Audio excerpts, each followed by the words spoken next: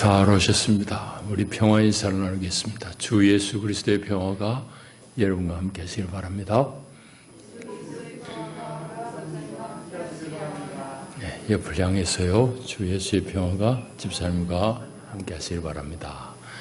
네, 이제 우리 같이 기도하심으로 하나님 앞에 예배 올립니다. 다 함께 기도합니다.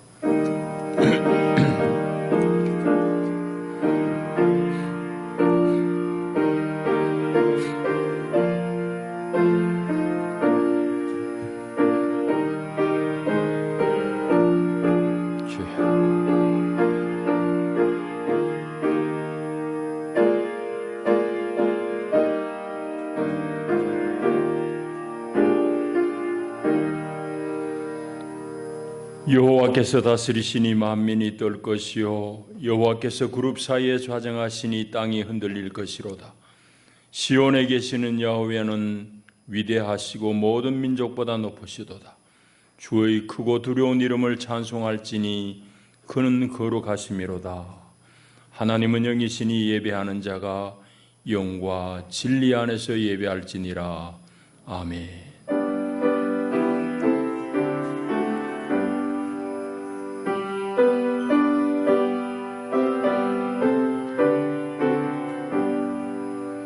영원히 찬양받으실 주 여호와 우리 아버지 하나님, 놀라우신 능력과 크신 은총을 인하여 주께 영광 돌립니다. 죄와 사망에서 우리를 건지신 주 예수 그리스도의 구속의 은혜를 길이길이 찬양하옵고, 오늘도 우리를 성전 삼아 우리 안에 함께 사시며 날마다 우리의 생각을 지키시고 우리의 걸음을 주께로 이끄시는 보혜사 성령의 교통하심을 찬송합니다. 복된 날 주의 백성들이 주의 거룩한 성산에 함께 올라 우리 주를 기뻐하며 예배하나이다. 오 하나님, 우리 예배를 기쁘게 받으시옵소서. 예배하는 주의 백성들 가운데 오늘도 하늘의 신령한 은혜로 더딥혀 주시옵소서. 주 예수의 이름으로 기원하옵나이다. 아멘. 우리 다 일어나셔서 17장 찬송 올립니다.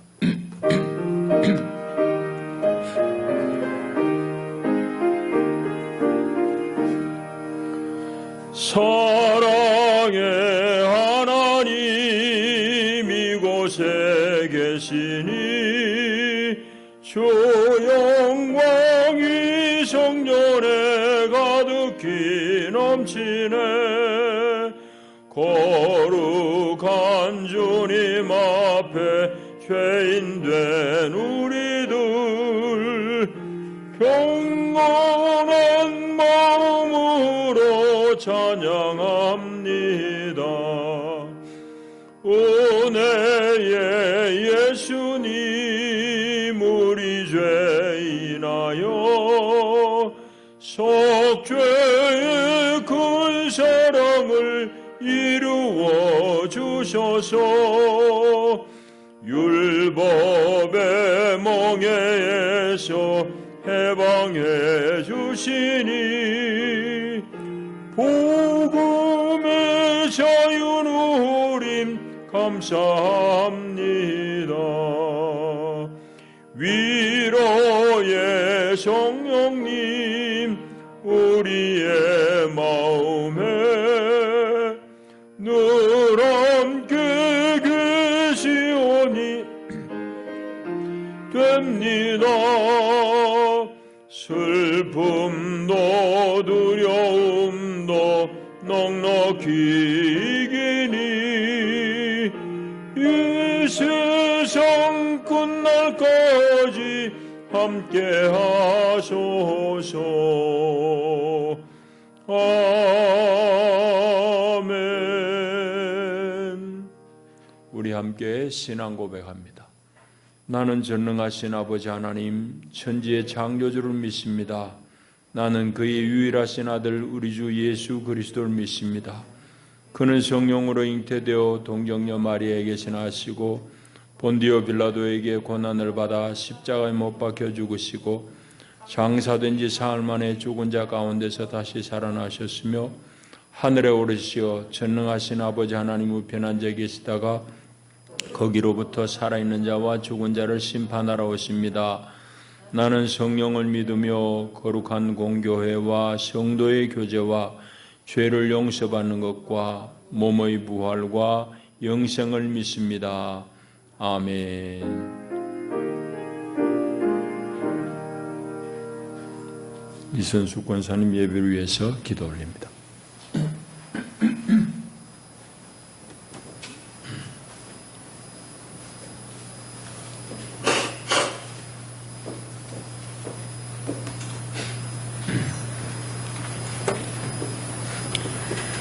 주의 이름을 부르는 자들에게 구원을 주시는 하나님 아버지, 저희들 웃을 일이 별로 없고 가슴 아픈 소식들로 가득 찬 삶의 현장에 저희들이 살고 있습니다. 주님께서 주신 기쁨을 누리고 나누는 삶을 살게 해주시옵시기를 또한 간절히 원합니다. 주님과의 풍성한 교제로 영원한 만족을 경험하게 하시고 세상이 줄 수 없는 기쁨을 성령님 임재 가운데 누릴 수 있기를 간절히 소망합니다. 저희들 예배를 통해 하나님을 경험하고 하나님의 뜻을 발견하며 이 시간에도 우리를 향한 하나님의 마음을 알게 해주시옵시기를 또한 간절히 원합니다. 사랑의 아버지 하나님, 코로나 바이러스로 태풍 피해로 아픔과 슬픔 가운데 빠져있는 사람들에게 기쁨을 나누어주는 우리 모두가 되게 하시고 이웃들의 아픔을 모른 척하지 않고 동참하는 성도요 우리 영락교회가 되기를 간절히 원합니다. 사랑의 아버지 하나님, 우리 교회가 이웃들이 당하는 상처를 공감할 수 있는 교회, 짐을 나누어지는 성숙한 교회 공동체가 되기를 또한 간절히 소망합니다. 사랑과 은혜가 충만하신 아버지 하나님, 이 시간 귀한 말씀을 전하시는 우리 목사님께 주님의 놀라우신 능력으로 함께 하셔서 강단에서 선포하시는 말씀에 복을 내리시어 능력 있는 말씀에 우리의 심령이 뜨겁게 변화되기를 간절히 원합니다. 그 말씀이 메마른 저희 심령을 적시는 은혜의 담비가 되게 해주시옵시기를 또한 간절히 빌고 원합니다. 오늘도 십자가를 바라보는 자들에게 은혜를 베푸시는 예수 그리스도의 이름으로 기도합니다. 아멘.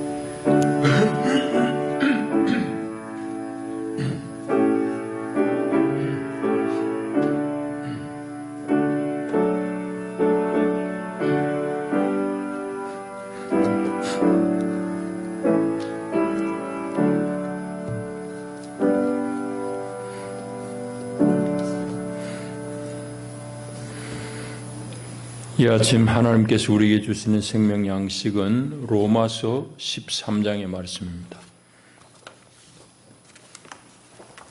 로마서 13장 8절부터 14절까지 말씀, 이제 제가 받들어 봉독합니다. 하나님의 말씀을 경청하십시오. 피차 사랑의 빛 외에는 아무에게든지 아무 빚도 지지 말라. 남을 사랑하는 자는 율법을 다 이루었느니라. 간음하지 말라, 살인하지 말라, 도둑질하지 말라, 탐내지 말라 한 것과 그 외에 다른 계명이 있을지라도 내 이웃을 내 자신과 같이 사랑하라 하신 그 말씀 가운데 다 들었느니라. 사랑은 이웃에게 악을 행하지 아니하나니 그러므로 사랑은 율법의 완성이니라. 또한 너희가 이 시기를 알거니와 자다가 깰 때가 벌써 되었으니 이는 이제 우리의 구원이 처음 믿을 때보다 가까웠음이라. 밤이 깊고 낮이 가까웠으니 그러므로 우리가 어둠의 일을 벗고 빛의 갑옷을 입자. 낮에와 같이 단정히 행하고 방탕하거나 술 취하지 말며 음란하거나 호색하지 말며 다투거나 시기하지 말고 오직 주 예수 그리스도로 옷 입고 정욕을 위하여 육신의 일을 도모하지 말라. 아멘. 이것은 우리를 위해 주시는 하나님의 말씀입니다. 기도하겠습니다. 하나님, 오늘도 우리가 주의 은혜를 입고 주의 거룩한 전에 나옵니다. 하나님, 말씀의 떡상 앞에 우리를 앉히시니 감사합니다. 하나님, 이 떡을 우리에게 먹이실 때에 우리의 심령이 온전히 새 힘을 얻게 하여 주시고 하나님의 거룩한 마음을 얻게 하여 주옵소서. 그리하여 세상 살 때에 우리가 하나님의 거룩한 마음으로 하나님의 뜻을 쫓아 살아가게 하옵소서. 예수님 이름으로 기도하옵나이다. 아멘. 지난 연초에 우리가 대구로부터 시작되어진 코로나가 이제 많이 확산될 때에 전국의 대부분의 교회들이 교회에서 모이지 않고 이제 온라인으로 예배를 드렸고 우리 교회도 거기에 이제 동참을 했습니다. 그렇게 전 국민이 협조하고 잘 이제 연대해서 잘 관리되던 이 코로나 역병이 8월 15일을 기점으로 해서 전국적으로 지금 재확산이 되고 있는 걸 여러분이 너무너무 잘 아는 사실입니다. 1차 대구에서 이 질병이 확 폭발적으로 확산될 때는 신천지라는 이단 집단이 세상의 지탄을 받았습니다.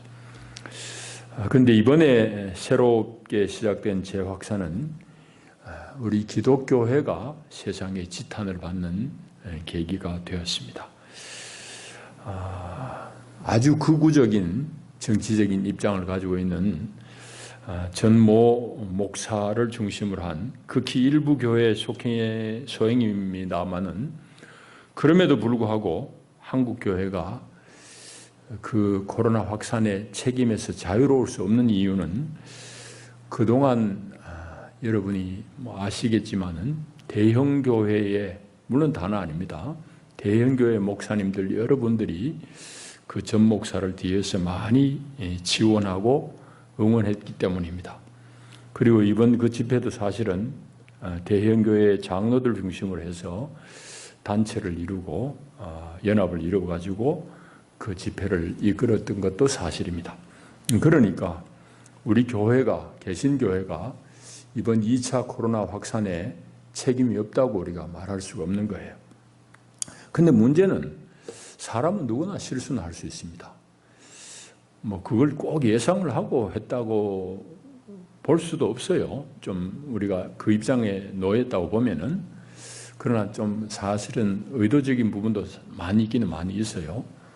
동선을 감추고 집회한다든지 이런 걸 보면 의도적이 있지만 어쨌든 실수라고 보더라도 사람은 누구나 실수는 할 수 있지만은 문제는 그 다음입니다.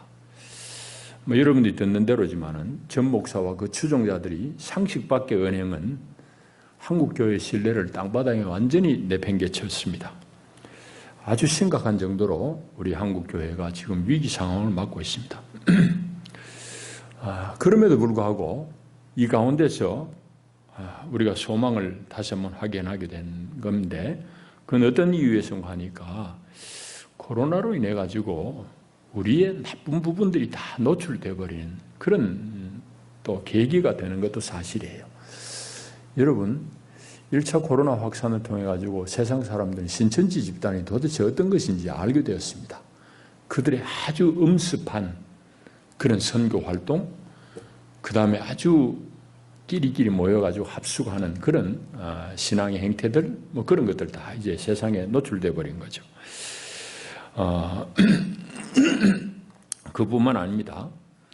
이번에 이제 이 일로 인해 가지고 2차 재확산으로 인해 가지고 우리 한국 교회가 그동안 이제 안고 있었던 여러 가지 큰 문제, 그 중에 가장 큰 문제는 이제 교회 성장 지상주의입니다.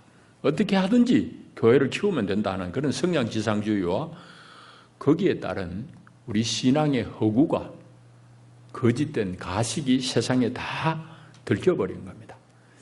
이게 이제 우리가 코로나를 겪으면서 받는 위로라면 위로예요. 그러니까 이번 이 일을 통해 가지고 일부긴 하지만 교회가 도대체 인간과 이웃에 대한 배려는 전혀 없다는 그런 교회의 모습이 세상에 다 노출돼 버린 거죠. 들켜버린 거죠. 그러니까 이제 우리가 한편으로는 교회가 지금 아니구나 하는 것을 깨닫게 된 겁니다. 그런 면에서는 우리에게 한편으로는 은혜입니다. 이런 사태를 겪으면서 여러분들은 어떤 생각을 합니까? 각자 입장이 다 다르겠습니다. 그러나 우리의 정치적인 입장을 떠나서 우리가 순전하게 하나님의 말씀 앞에 볼 때에 우리는 어떤 생각을 가져야 되고 어떤 질문을 하느냐는 말입니다.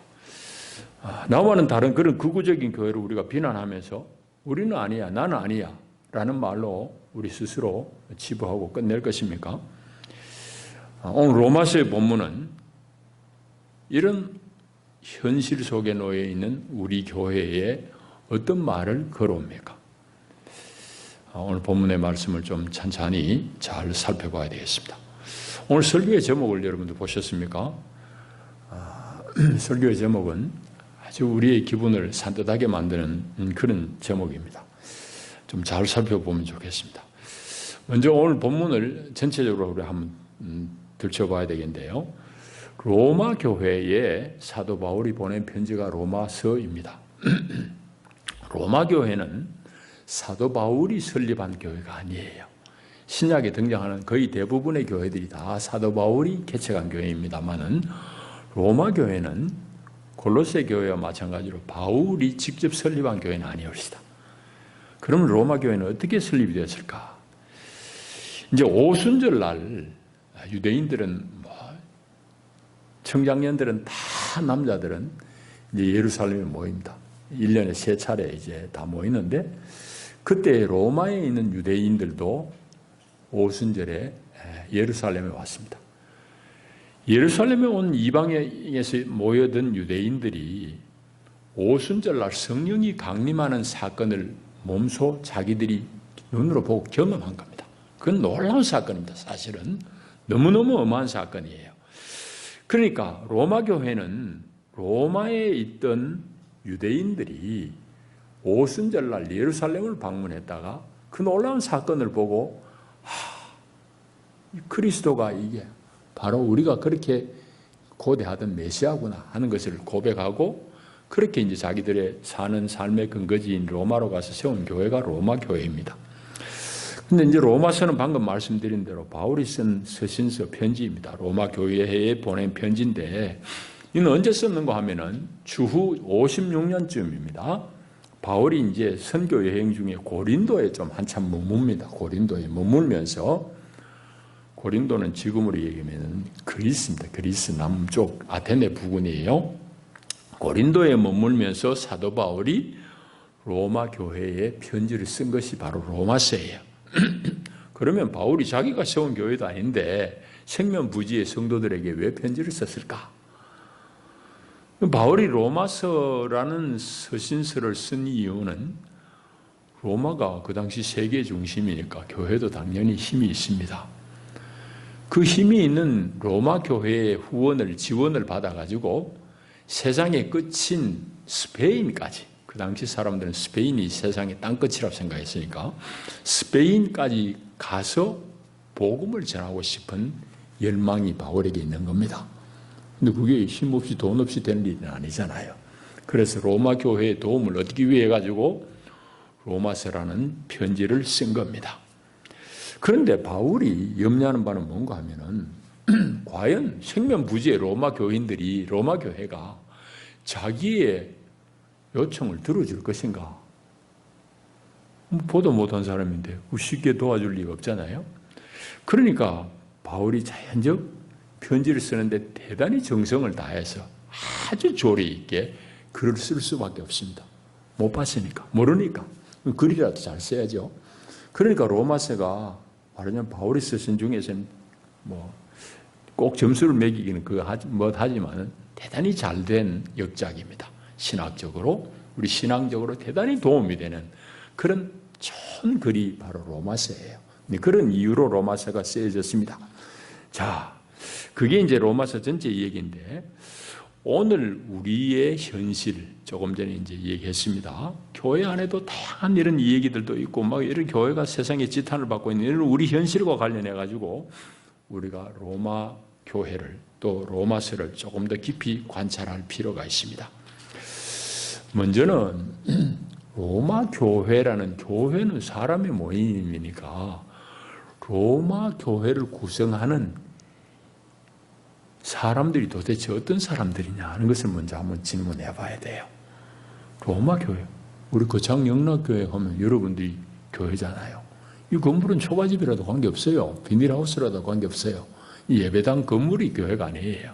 여러분들이 바로 교회입니다.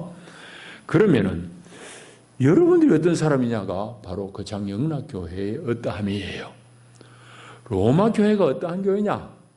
로마 교회를 구성하는 사람들이 어떤 사람들이냐? 그걸로 살펴보면 됩니다. 로마 교회를 구성하는 사람들은 누군가 하면은 조금 전에 얘기했듯이 오순절날 예루살렘을 방문했다고 은혜 받은 유대인들입니다. 근데 이 유대인들은 그 교회의 다수가 아니에요. 소수일 수밖에 없습니다. 왜? 로마는 로마 사람들이 많이 사는데 로마지. 그러니까 그 교회도 마찬가지입니다. 처음에는 유대인들로부터 시작이 됐지만은 그 복음이 자꾸 이제 확산이 되고 그러니까 로마 사람들이 그 교회에 들어온 겁니다. 그걸 우리가 어디에서 확인할 수 있는 거 하면은 이제 몇 장 뒤에 보면 마지막 장 16장에 보면 바울이 안부를 쭉 전하는데 한 사람 한 사람 이제 사람 이름을 들춰냅니다.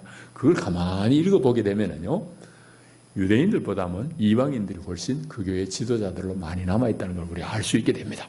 그러니까 로마 교회는 유대인들만이 아니라 유대인들은 오히려 소수고 유대인들이 이방인이라고 하는 로마 현지 사람들, 현지 그리스도인들이 많은 겁니다. 그건 당연한 얘기예요.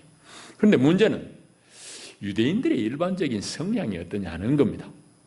유대인들은 여러분 아는 대로 자기들 신앙에 대해서는 막 아주 철저한 사람들입니다. 그걸 철저하다는 것이 좋은 면이지만은 다른 면에서 철저한 사람을 바라보면 아주 그건 고집 세다는 얘기하고 같은 얘기입니다. 아주 비타협적이에요.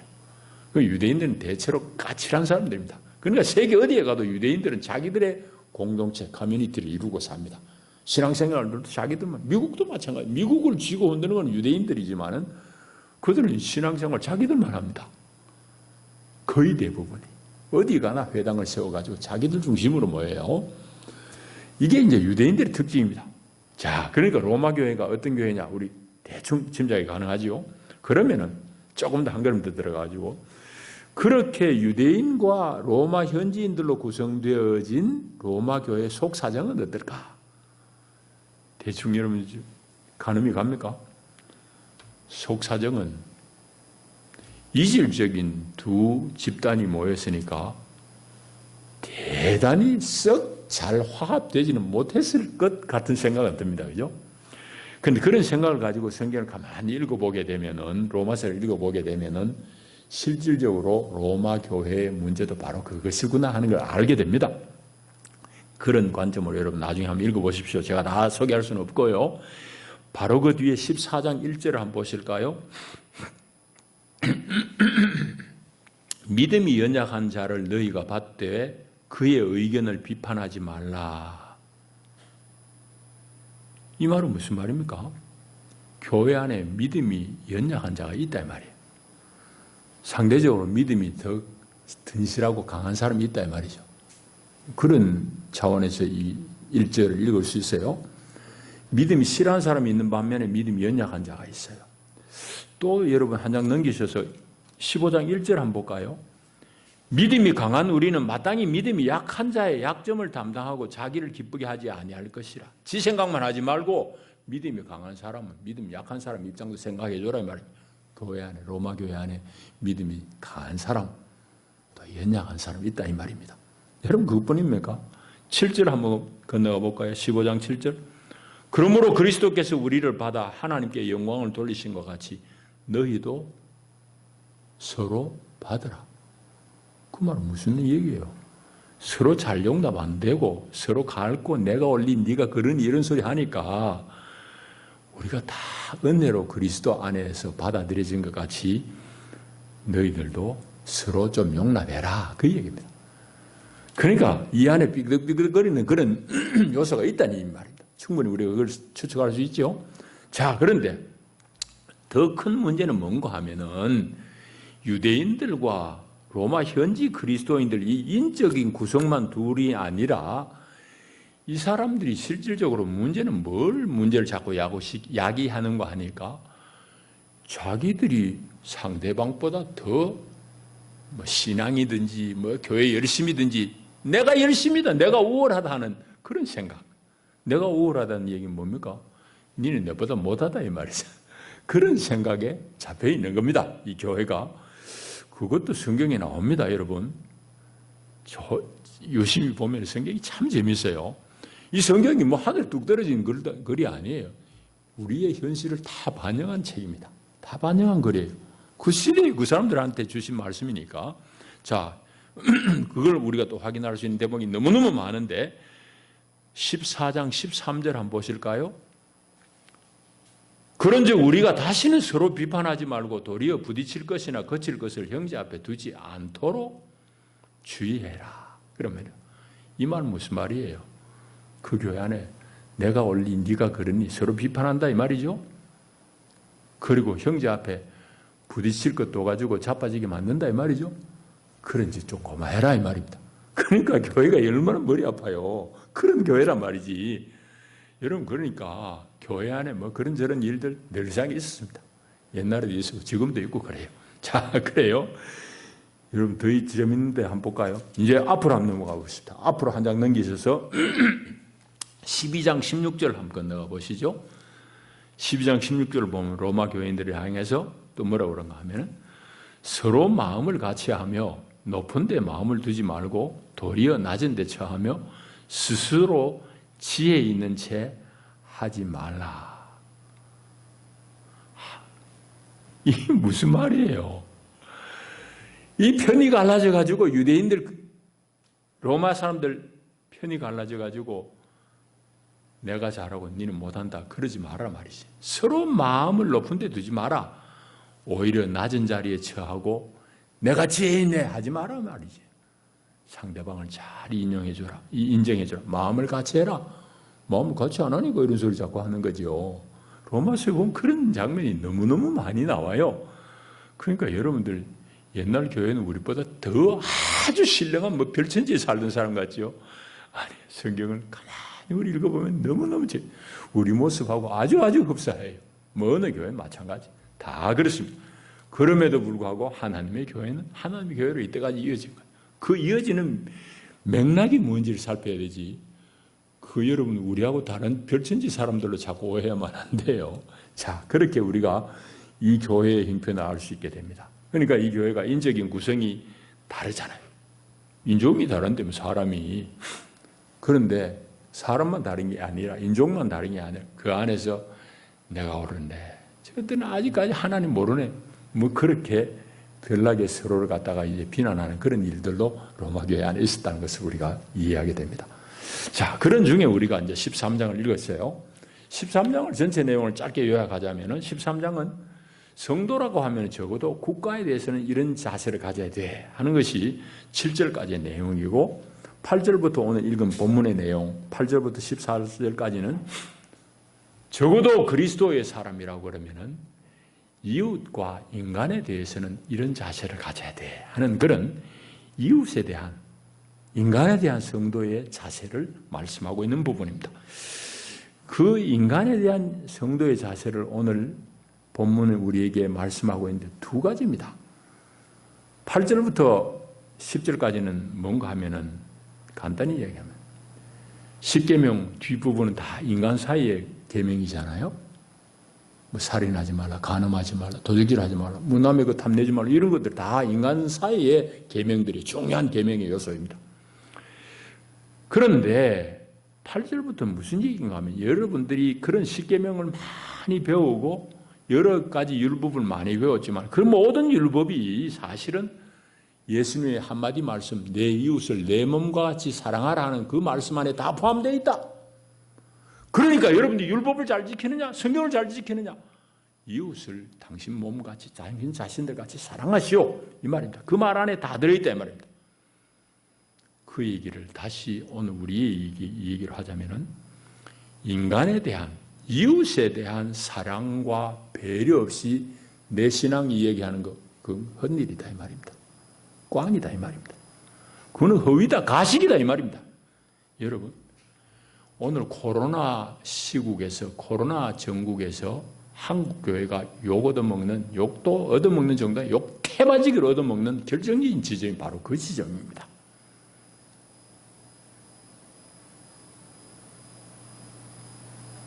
여러분 동의 안 할 수도 있어요. 그러나 현실이, 사실이 그래요. 한국 교회가 욕 얻어먹는, 그전부터도 얻어먹은 일들이 더러더러 쌓였지만 이번에 결정적으로 욕 얻어먹는, 세상으로부터 아주 욕 얻어먹는 결정적인 이유가 바로 내 신앙 옳은데 신앙의 자유를 왜 억압하느냐는 거지.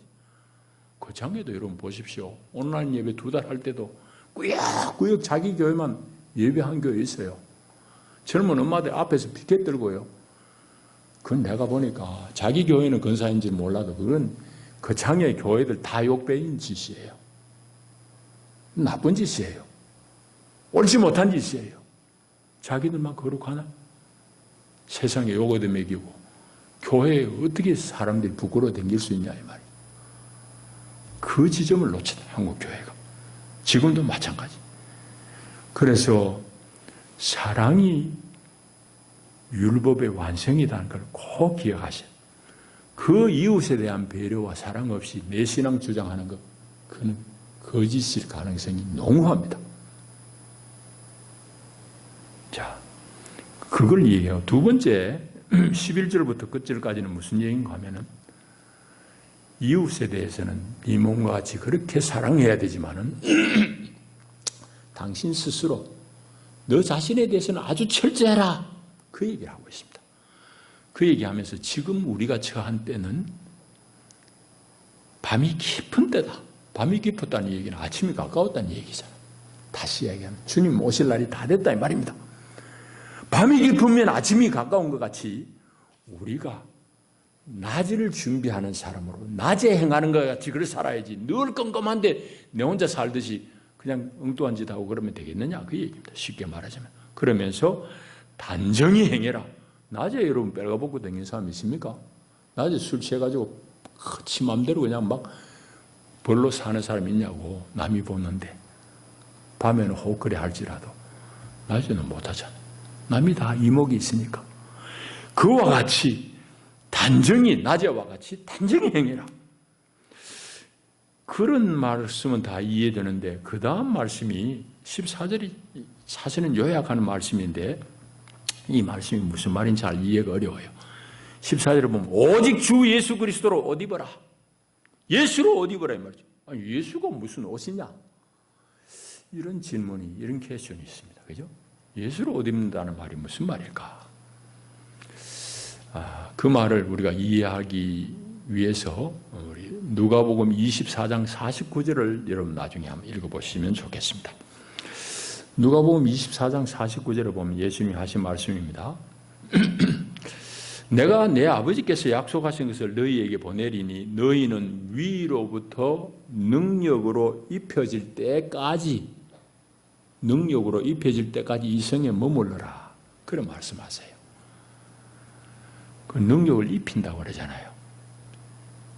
예수로 옷 입힌다 이 말이에요. 무슨 말일까요? 그는 이제 오순절 사건 이후에 예수를 참으로 믿는 사람들에게 예수가 그 영으로 오늘 그 사람을 덮어요. 입혀준단 말이에요. 다르게 얘기하면 예수 그리스도의 영이 참으로 믿는 사람들의 심령 가운데 내재, 그 안에 함께 거하신다 이 말이에요. 예수가 안에 거하시면은 어떻게 내가 예수와 관계없는 짓을 하고 어떻게 내가 예수 없는 사람같이 그렇게 살겠느냐 말이에요. 아니지. 지가 예수의 은혜를 입었다고 그러면서 예수하고 엉뚱한 짓 하고 사는 거는 그거는 거짓말이에요. 이해됩니까? 오늘 세상이 바로 그 부분을 우리에게 자꾸 의심하는 겁니다. 저 교회가 교회 맞나? 이 얘기는 도대체 예수의 가르침을 쫓느냐? 이 질문입니다.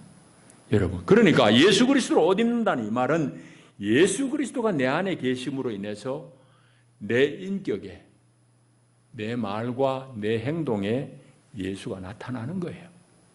그게 예수 그리스도 옷 입는 겁니다. 성경에서는 옷 입는다는 것은 그 행위의 어떠함을 은유하는 그런 말입니다.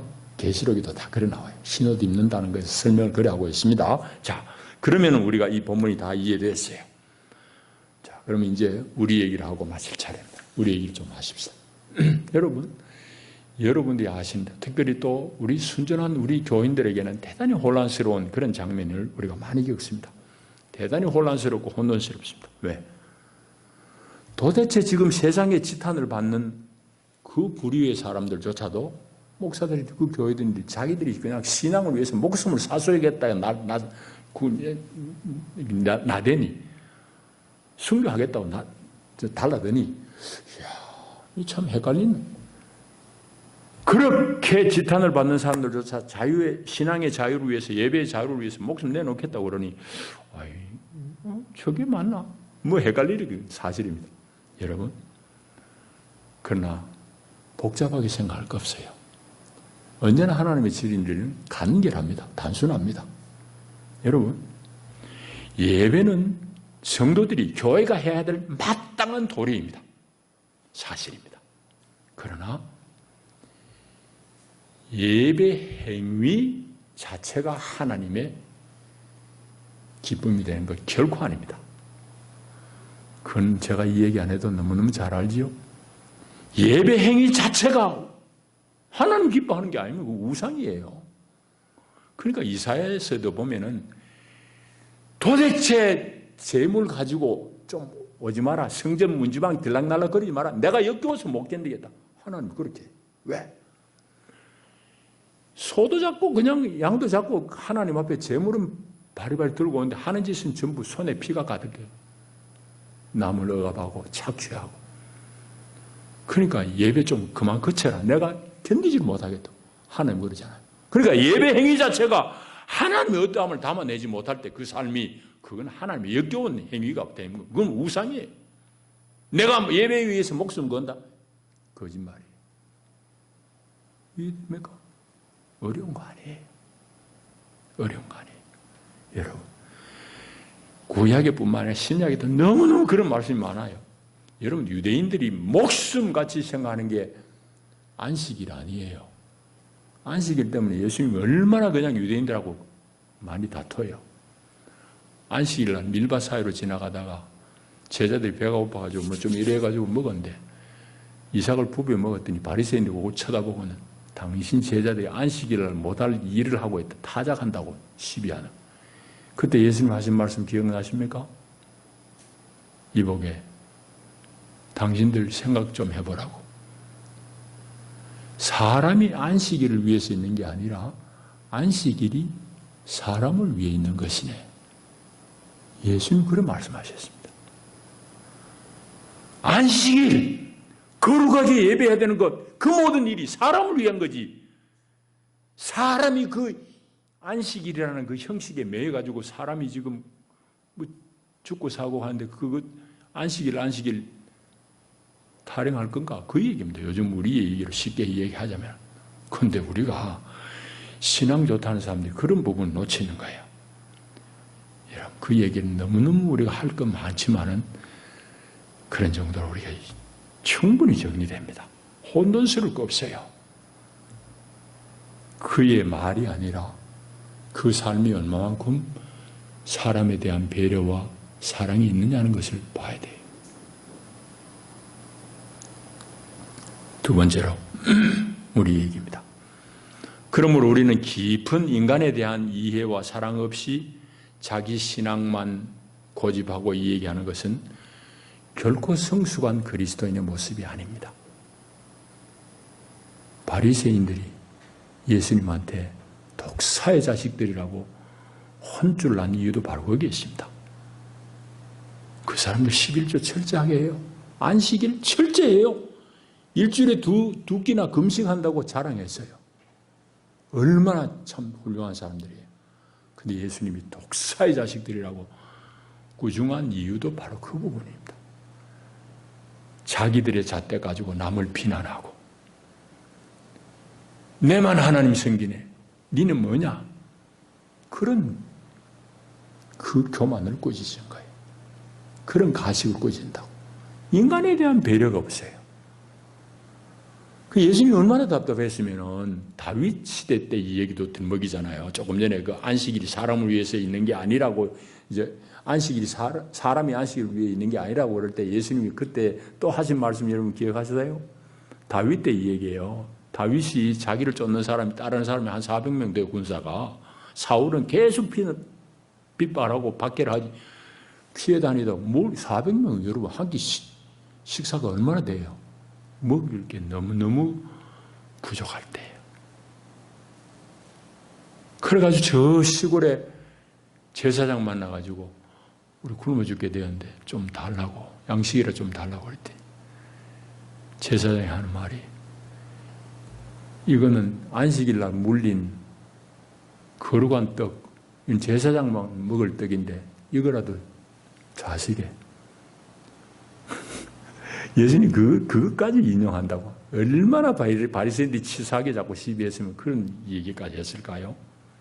교회가 자꾸 그걸 따지면 자꾸 치사해져. 그 예수님이 다윗 시대 얘기하면서, 그건 율법으로는 제사장만 먹어야 되지만은 다윗 일행이 굶어 죽는데 먹여 살렸다고.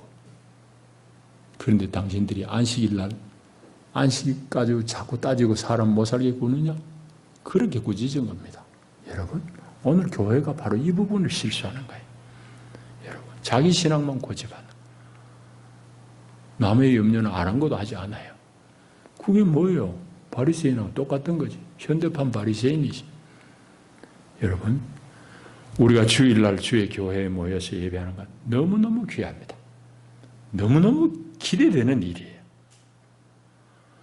여러분, 기대가 없습니까? 기대되잖아요. 오늘 하나님이 나에게 어떤 양식을 주실고 어떤 은혜를 주실고 기대가 되는데, 기대되고 내가 고대하고 하는 이 일이 너무너무 귀하지만은, 그러나 그렇다고 우리가 교회에 모여서 예배하는 것만 고집할 수 있냐 이 말이에요. 적어도 지금 같은 때는 아니죠. 우리 이웃이 다 염려하고 실질적으로 교회가 그런 전염병의 통로가 되었으면 우리가 조심하는 건 너무너무 당연하지요. 여러분, 그러니까 우리가 좀 성숙해야 돼요. 한 가지 더 오늘 본문이 우리에게 주신 말씀이 있습니다. 로마 교회의 배경을 우리가 살피면서 얘기했습니다마는, 우리가 사랑한다는 것이 뭐냐, 로마 교회와 견주어서 오늘 우리의 얘기, 우리의 말씀으로 얻어야 될 건 뭔가 하면은, 성도들 사이에 서로 다름에도 불구하고 깊은 이해와 연대, 그럼에도 불구하고 그리스도 안에서는 우리가 하나야 하는 연대감입니다. 이게 사랑입니다. 이게 사랑이에요. 여러분, 우리 안에도 신앙의 결이 다 달라요. 그럼 여러분들이 자란 신앙의 교회들이 다 다르기 때문이에요. 교단도 다르기 때문이에요. 그러니까 우리 신앙의 배경이 다르고, 내가 그러다 보니까 가지고 있는 신앙의 결도 다 다르고, 특별히 성경을 해석하는 자세도 여러 가지 있지만 다를 수 있어요. 어떤 사람은 문자 그대로 고지고대로만 읽는 사람도 있어요. 그런데 좀 책 읽는 수준이 높은 사람은 이 문자가, 이 표현이 담고 있는 의미가 뭘까 하면서 의미 중심으로 읽는 사람도 있어요. 글자 중심으로 읽는 사람이 있고 의미 중심으로 읽어내는 사람이 있어요. 이것도 다르잖아요. 네가 이단이다, 네가 틀리다 할 수는 없잖아요. 다 그리스도 안에서 하나예요. 이와 같이 성경을 읽는 자세, 신앙의 결, 내 자란 배경, 이게 다 달라요. 그럼에도 불구하고 우리가 그리스도 안에서 다 하나님의 자녀로 인정을 받았다고 그러면은 우리가 서로를 용납하고 사랑해야 돼요. 그걸 지금 우리가 오늘 하나님이 이 아침에 주시는 말씀으로 받아야 됩니다. 한 가지 더 얘기하고 마치겠습니다. 그건 바로 11절 뒤에 우리 스스로 자신에 대해서는 철저해야 되는 것을 다시 한번 확인합니다. 그건 우리의 신앙이든지 우리의 삶이든지 마찬가지입니다. 그런데 오늘 한국교회의 문제는 사실은 어디가 문제인가 하면은 교회 수가 적은 것도 아니고 교회당이 작은 것도 아니고 성도가 모자라는 것도 아니에요. 한국교회의 결정적인 문제는 복음에 대한 철저한 왜곡과 오해입니다.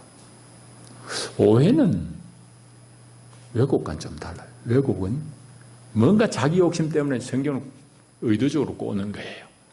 오해는 자기도 모르게 잘못 생각하는 거예요. 잘못 이해한 게 오해예요. 한국교회는 둘 다 있습니다. 왜곡하는 사람 있습니다. 오해하는 사람 많습니다. 여러분. 그러니까 한국교회의 문제는 복음에 대한 오해와 왜곡이에요. 전혀 교회 안에서의 신앙생활에 멈춘 상태예요. 우리 교회가. 여러분, 그러나 사실은 보면은 교인들이 순전하고 순수하니까 우리 교인들이 사실은 세상의 일반과 비춰보면 훨씬 더 윤리적으로 해요. 그리고 수고도 많이 해요. 헌신도 많이 해요. 그럼에도 불구하고 오늘 교회가 세상의 욕을 얻어먹는 이유는 뭐냐? 세상의 요구는 우리가 생각하는 것보다 훨씬 더 그 요구의 수준이 높기 때문입니다. 왜? 교회에 대한 기대 때문에. 이해됩니까? 그러니까 우리 자신에 대해서 얼마나 우리가 더욱더 철저해야 되겠습니까? 여러분, 북한을 돕는 일 교회가 많이 합니다. 온 제3세계의 어려운 아프리카 아들 돕는 일 성도들이 많이 합니다. 근데 요건 왜 해가지고 얻어먹느냐? 바로 이 지점이에요. 이만하면 됐지? 아니에요. 우리는 더 철저해야 돼요. 우리의 신앙과 우리의 삶이. 이제 말씀을 정리합니다. 교회의 위상이 많이 추락했습니다. 너무너무 안타까운 일입니다. 성경의 진리가 다른 종교의 그것보다 모자라서 아니에요. 성도가 부족해서 아니에요. 근본적인 이유는 교회가 세상을 비난하면서 세상의 가치를 쫓기 때문입니다. 좋은 일도 많이 하지만은 오늘 교회가 실질적으로 물질을 중시합니다. 실질적으로 교회가 현세에, 지금 현재의 이 땅의 성과를 중시합니다. 그러니까 큰 교회? 대단한. 여러분, 하나님 앞에 큰 교회인지 작은 교회인지 가봐야 알아요. 누가 울고든지 하나님 앞에 가봐야 알아요. 그런데 우리는 그거 다 놓치고 있어요. 그의 어떠함이 정말 신앙 인격이 뭐냐? 그렇게 사람을 평가하는 게 아니라 큰 교회 목사, 큰 교회 장로, 장로들조차도 큰 교회 장로라고 얼마나 의시되는지 압니까? 여러분, 스스로 무슨 파고 있는 짓을 하고 있는 거야. 자기 착각이지. 큰 교회라고 여러분 하나님 앞에 들어가겠어요? 목사 딱지 이마에 붙였다고 천국의 문이 제대로 열리겠어요? 턱없는 얘기입니다. 택도 없는 얘기예요. 여러분, 그러니까 교회가 세상의 가치를 그대로 답습한 거예요. 돈 많고 사람 많으면 제리예요. 그러다 보니까 목회 세습도 사실은 그런 사고에서 나온 게 목회 세습입니다. 그게 뭐 단순히 얘기할 건 아니에요. 이제 우리는 어떻게 해야 돼요? 정직하게 말씀대로 사는 길 외에는 답이 없어요. 정직해야 돼요. 말씀 앞에 정직해야 돼요. 적은 수라도 여러분들 이웃을 여러분들 자신과 같이 사랑하십시오. 오직 주 예수 그리스도의 단정한 옷을 입으십시오. 기도합니다. 하나님, 오늘도 우리를 도우셨습니다. 주의 말씀을 잘 쫓겠습니다. 도와주시옵소서. 예수님 이름으로 기도합니다. 아멘. 455장 찬송하면서 예물 봉헌하겠습니다.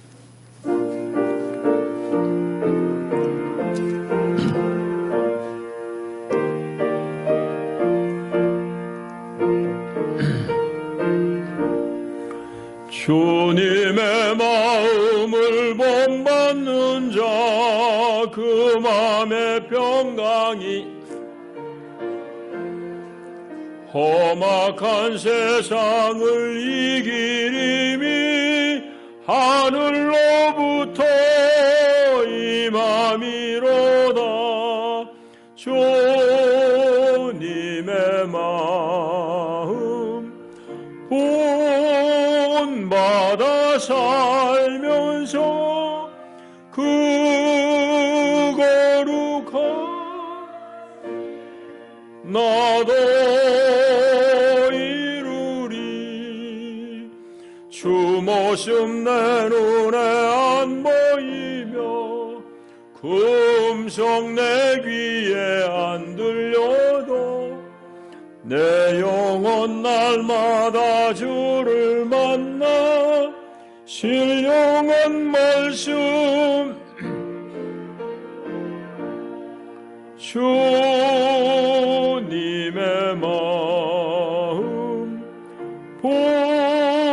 본받아 살면서 그 거룩한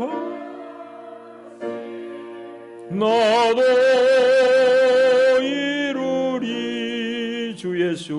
주 예수 세상에 다시 오실 그날엔 무성도 변화하여 주님의 빛나는 그 형상을 함께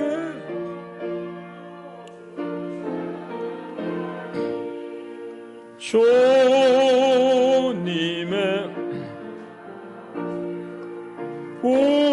본받아 살면서 그 거룩하신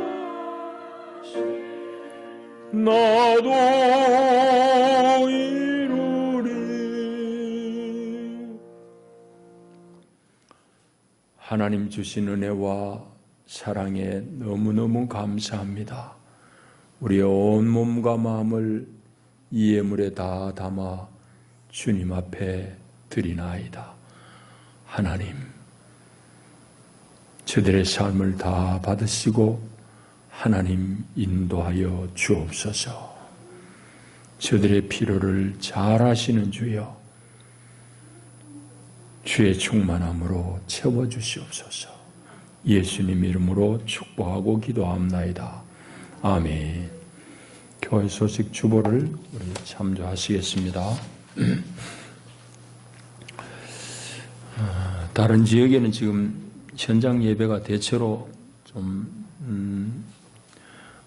불가한데 우리 경남 지방은 그래도 예배는 하고 있습니다. 더욱더 우리 방역 지침을 잘 준수해 주시길 바랍니다.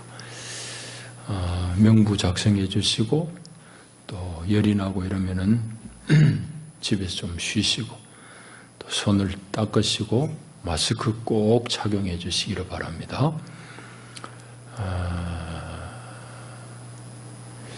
5번을 보시면은 우리 아무래도 몸이 약한 분, 또 연로하신 분들, 이런 분들 교회 못 오시는 분들이 있어서 일부 예배를 녹화해서 유튜브에 올립니다. 그러면 11시 좀 전후해서 그 영상이 뜹니다. 그래서 집에서도 예배할 수 있도록 배려를 했습니다. 예시합니다. 이제 일어나셔서 인사를 나누겠습니다.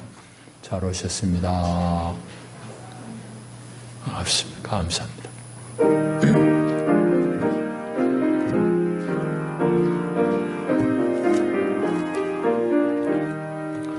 주 사랑 안에 살면 두려움 없으며 그 사랑 변함없어 늘 마음 편하다. 저 폭풍 몰아쳐서 내 마음 떨려도 주 나의 곁에 계셔 겁낼 것 없어라. 아멘. 주 예수의 은혜와 하나님의 사랑과 성령의 교통하심이 참으로 내 이웃을 깊이 사랑하며 우리의 삶이 늘 낮에 향함같이 단정하게 주 예수 그리스도로 옷 입고 살기를 결단하는 하나님의 사람들 가운데 저들의 경영하는 모든 일과 가정 가운데 영원히 함께 하시기를 축원하옵나이다. 아멘. 아멘.